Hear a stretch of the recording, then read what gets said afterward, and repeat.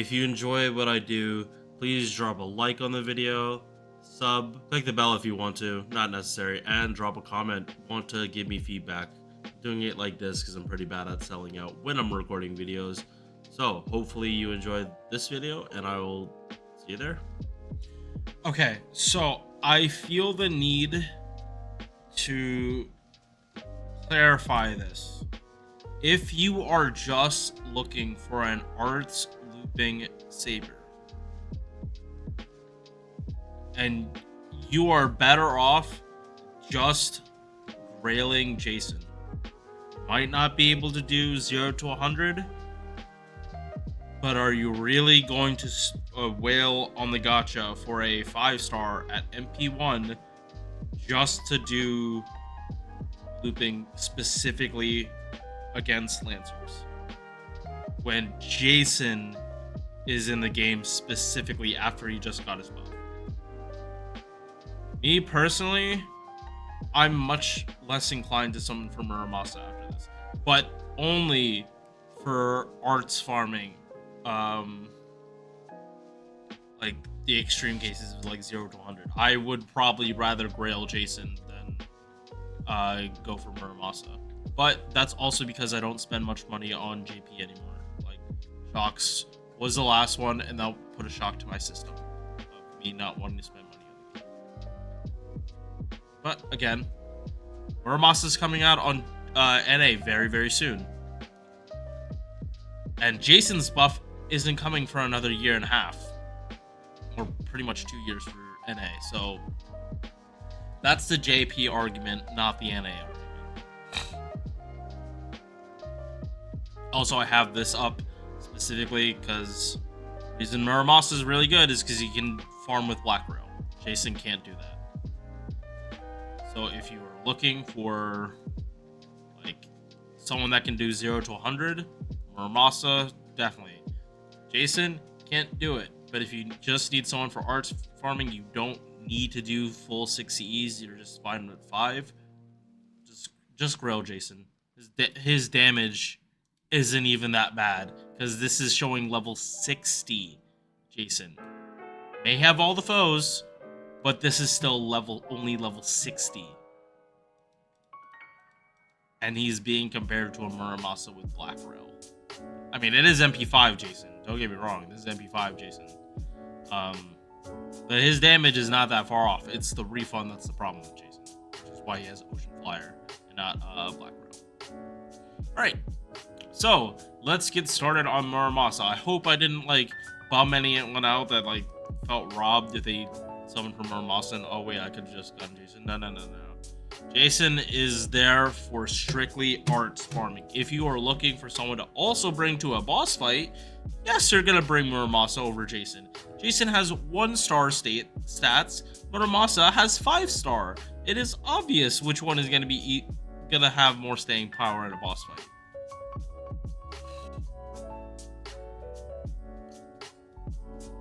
Also, the Ascensions. This is probably my favorite. This costume specifically is probably my favorite from Muramasa. Because it's showing like it's showing Emiya, and he has the same like chest plate as Counter Guardian Emiya. With like the white, and it looks just more Japanese. Love it. And of course, alright, so base attack for Muramasa, 11.3, below average, but like literally not by that much. HP, a lot higher. That is fairly high for a 5-star. It's not super high, but it's at least like good. 4 stars aren't touching anywhere near this.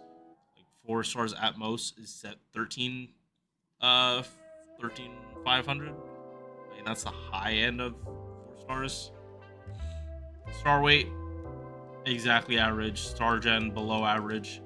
For sabers, epi charge 0.59. Again, little below average, but like 3 hits in the arts card. This makes sense. You're supposed to hit a crit on here, or where it's intended for you to get a crit on the refund. If you even need face guard refund with this guy, because you're probably not. Like if you see a QAB, go for a QAB with him. You're probably not gonna need to hit arts cards to refund his MP. 2 on quick, 3 on arts, hits, 2 hits on quick, 3 hits on the 2 arts, 3 hit on the 2 buster, 5 hit extra attack. Nothing looks amazing with his hits. Refund isn't super amazing. It isn't his skills and MP that makes this character. 100%. Especially the MP. Let me say that again. His MP makes this character. So, that's the first skill. 50% Mana Burst with star weight and 15 stars on a 5-turn cooldown. Imagine like every single mana burst in the game and just take a shit on it. Because this skill should be on a 6 or 7 minimum and they put it on a 5. Because it's Shirou. He gets away with this shit. They just like count it as a regular mana burst and then you add this shit. Even one of these, just an arts buff with the star weight and stars, would have been fine on a 5-turn, but this is like beyond overkill. It is so well geared for QABs, it's not even funny. So ideally, you're gonna want this on a turn. You already gen stars. You don't just want 15. But if you just happen to have only a buster card and a quick card, this 15 stars gonna do the job. Because a QAB is going to give you another 20%. All the star weight, he's going to get all the stars. The quick and buster card should have like 8 and 7. Yes, 8 and 7. So one of them is guaranteed to crit. The other is more likely to get a crit. And that's assuming you didn't make any stars the turn before. It's almost like this skill was designed with QAB in mind. For that specific purpose. And that's only skill 1. Second skill, ignores invincibility. Increases crit damage if someone has a dodge or invincibility. Increases star gen 100% for 3 turns. The 100% crit damage, by the way, if they have the invul or evasion. And then another 100% crit damage. Like, oh my fucking god. You also have to remember, he is an art servant. Who are who are art servants that reduce cooldown? Or what are servants that reduce cooldown? Tamamo. Summer Ibuki, recommended. And actually, Summer Ibuki actually does have uses of helping buster servants that have like longer battery. No, we're not talking about that. We're not talking about that. This skill is bonkers. You put him with Merlin, you put him with Tamamo, you put him with Castoria, and like you're gonna mainly Tamamo and Merlin, Summer Merlin, Proto Merlin. They just make his kit look way better. You should not be using double Castoria with Muramasa. He does not need it. Put him with Tamamo or Merlin, and your uptime on all this will be way higher. Like 2 Tamamos, and you'll have this back up when the Tamamo and Castoria arts buff go away. You'll have this to last you a turn before those come back. If the Tamamo one didn't already come back, because it actually should. It's the Castoria one that's going to be a turn late. Last skill. It says different alter ego NPC. The one from Lostbelt 6 was very different. His third skill was fucking disgustingly broken. Not only did he like get this one, he also had another ignore invincibility. Like, imagine if this skill shipped on Muramasa. For bosses, he would literally be one of the best. Period. That he just like gets this shit. But obviously they didn't give it to him. So, kept the 50% battery. And the Vitch buff. Before Vitch was a thing. Any normal attack gets him 10% battery.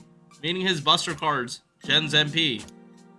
Without even needing to be in a QAB.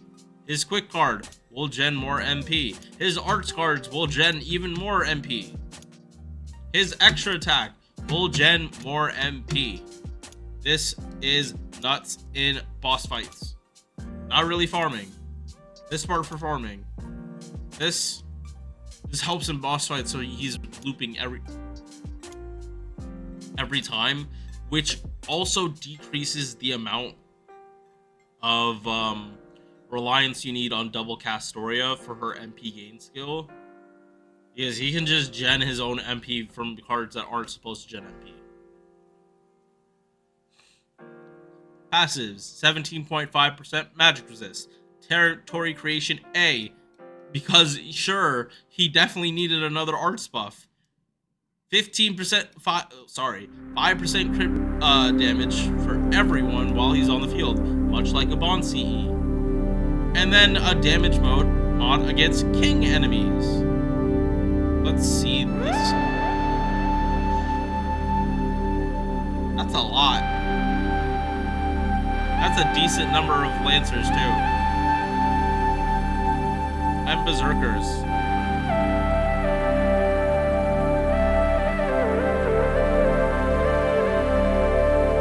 And can't you bring him too? Yeah. 1, 2, 3, 4, 5, 6, 7, 8. Can't bring him to fight 8 people.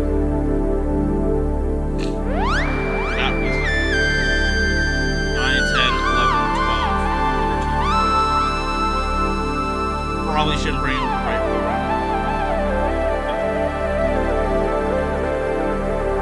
It's a lot of like servants. He just gets free damage mod. Like a free multiplicative damage mod, which makes his damage look better.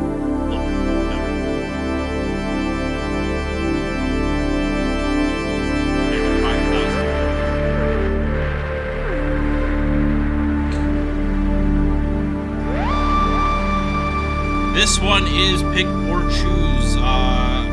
Probably mana loading just makes it easier, and you can start off with the Castoria MP if you are just looping, especially the 0 to 1 ones.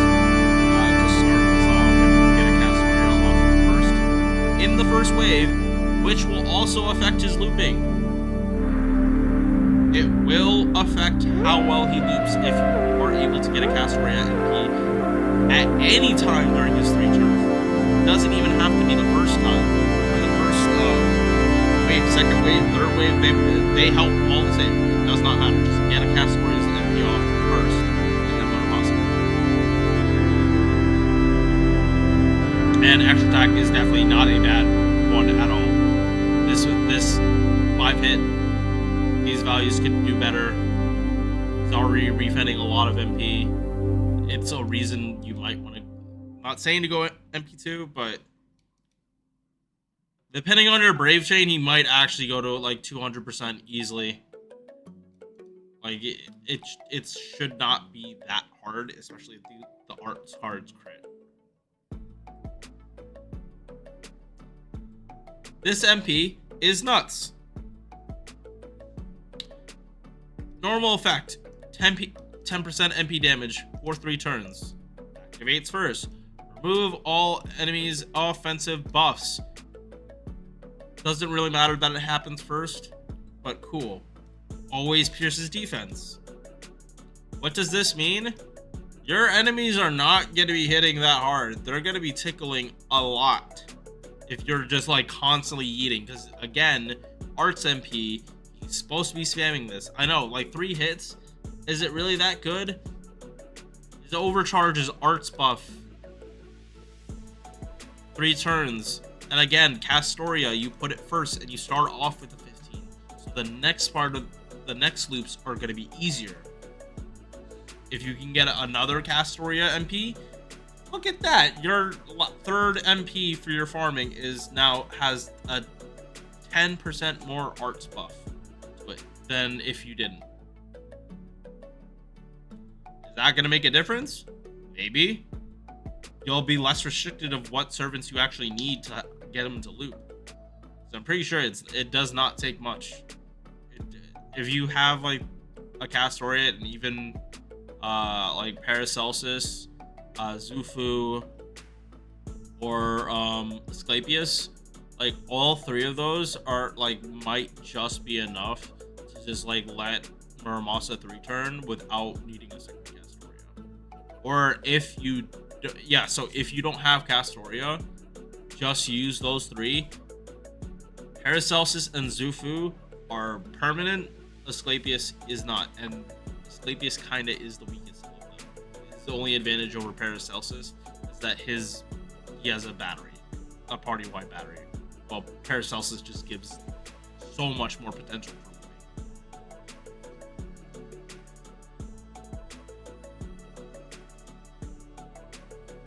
Bond CE, 30% crit damage and 30% chance to gain 5 crit stars when attacking. This is all it's saying, attacking specifically, and not normal attack. So you can gen stars off your MP if you get this number. Is this the best on him? Absolutely not. No. Put a black rail on him and let him do his thing. You will be shocked by how much damage he can do. Especially, okay, so keep in mind, I brought this up at the start. This is using a 2004. Imagine if you brought Oberon into this when he has, at least with a black rail, 110% MP damage, and then you throw Oberon's 130, and now you multiply that to 280% MP damage roided out by Oberon. There is a reason this sheet is showing 2004s and not plug suit Oberon, because these damages would, I'm not saying they're gonna hit Melusine's damage, but they're probably gonna show a lot closer to Melusine.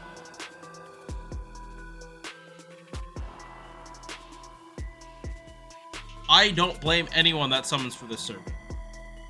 I want to. I tried on my alt and got shafted so hard, I don't even want to try on my main. Like maybe the daily 1 summoning, and maybe 1 multi on my main. That's it. The rest has more benefit to go to Melusine. And I don't even have that much on JP right now. This is also counting as my New Year's Muramasa video. Like, came a month early, hooray. I don't have to worry about that during that cycle. Is there really anything else I'd like to say about this guy? He is fantastic. He loops. He does boss damage.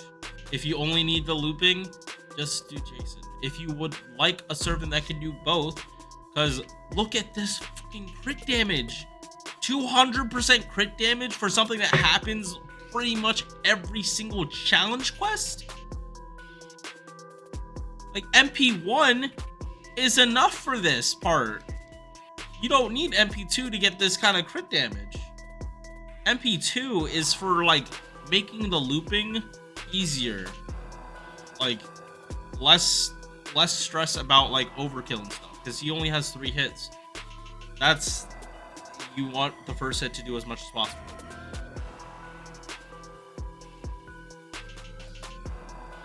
Alright. Only other servant I think I have to talk about is Percival. I'm going to get that done. And I will see you guys in the next one.